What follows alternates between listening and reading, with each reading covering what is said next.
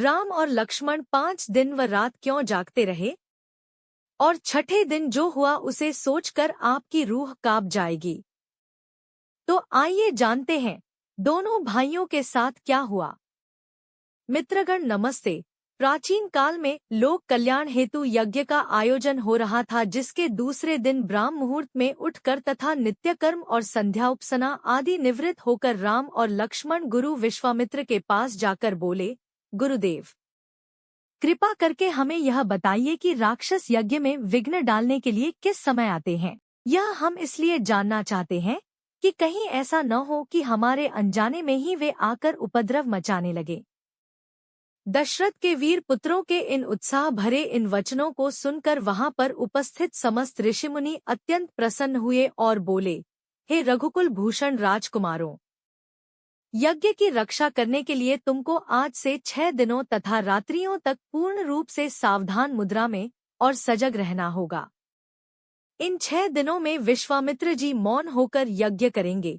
इस समय भी वे तुम्हारे किसी भी प्रश्न का उत्तर नहीं देंगे, क्योंकि वे यज्ञ की दीक्षा ले चुके हैं। सूचना पाकर राम और लक्ष्मण दोनों भाई अपने समस्त शस्त्रास्त्रों से सुसज्जित होकर यज्ञ की रक्षा में तत्पर हो गए। 5 दिन और 5 रात्रि तक वे निरंतर बिना किसी विश्राम के सतर्कता के साथ यज्ञ की रक्षा करते रहे, किंतु इस अवधि में किसी भी प्रकार की विघ्नबाधा नहीं आई। छठवें दिन राम ने लक्ष्मण से कहा, भाई सौमित्र, यज्ञ का आज अंतिम दिन है और उपद्रव करने के लिए राक्षसों की आने की पूर्ण संभावना है। आज हमें विशेष रूप से सावधान रहने की आवश्यकता है। तनिक भी असावधानी से मुनिराज का यज्ञ और हमारा परिश्रम निष्फल और निरर्थक हो सकते हैं। राम ने लक्ष्मण को अभी सचेष्ट किया ही था कि यज्ञ सामग्री, चमस, समिधा आदि अपने आप भभक उठे। आकाश से ऐसी ध्वनि आने लगी जैसे मेघ गरज रहे हों और सैकड़ों बिजलियां तड़क रही हों।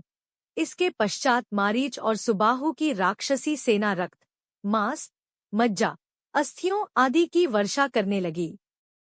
रक्त गिरते देखकर राम ने उपद्रवकारियों पर एक खोजपूर्ण दृष्टि डाली। आकाश में मायावी राक्षसों की सेना को देखकर राम ने लक्ष्मण से कहा, लक्ष्मण, तुम धनुष पर शरसंधान करके सावधान हो जाओ। मैं मानवास्त्र चलाकर इन महापापियों की सेना का अभी नाश किए देता हूँ। यह कहकर राम ने असाधारण फुर्ती और कौशल का प्रदर्शन करते हुए उन पर मानवास्त्र छोड़ा। मानवास्त्र आंधी के वेग से जाकर मारीच की छाती में लगा और वह उसके वेग के कारण उड़कर 100 योजन अर्थात 400 कोस दूर समुद्र में जा गिरा। इसके पश्चात राम ने आकाश में आग्नेयास्त्र फेंका, जिससे अग्नि की एक भयंकर ज्वाला प्रस्फुटित हुई और उसने सुबाहु को चारों ओर से आवृत कर लिया। इस अग्नि की ज्वाला ने क्षण भर में उस महापापी को जलाकर भस्म कर दिया।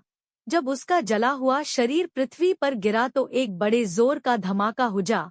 उसके आघात से अनेक वृक्ष टूटकर भूमि पर गिर पड़े। मारीच और सुबाहु पर आक्रमण समाप्त करके राम ने बचे खुचे राक्षसों का नाश करने के लिए वायव्य नामक अस्त्र छोड़ दिया। उस अस्त्र के प्रहार से राक्षसों की विशाल सेना के वीर मर मर कर ओलों की भांति भूमि पर गिरने लगे। इस प्रकार थोड़े ही समय में संपूर्ण राक्षसी सेना का नाश हो गया। चारों ओर राम की जय जयकार होने लगी तथा पुष्पों की वर्षा होने लगी। निर्विघ्न यज्ञ समाप्त करके मुनि विश्वामित्र यज्ञ वेदी से उठे और राम को हृदय से लगाकर बोले, हे रघुकुल कमल, तुम्हारे भुजबल के प्रताप और युद्ध कौशल से आज मेरा यज्ञ सफल हुआ। उपद्रवी राक्षसों का विनाश करके तुमने वास्तव में आज सिद्धाश्रम को कृतार्थ कर दिया। उम्मीद करते हैं आपको यह वीडियो अच्छी लगी होगी। धन्यवाद आपका। वीडियो पसंद आई हो तो लाइक और शेयर कर दीजिएगा।